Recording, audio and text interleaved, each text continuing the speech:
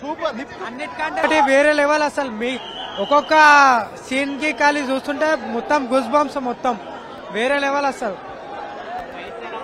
Fights అయితే చాలా బాగున్నాయి, సాంగ్స్ కూడా ఉన్నాయి, కానీ కొంచెం ఇంకొకటి కొంచెం హీరోని ఇంకా కొంచెం ఎక్కువ ఉంటే బాగుంటుండే.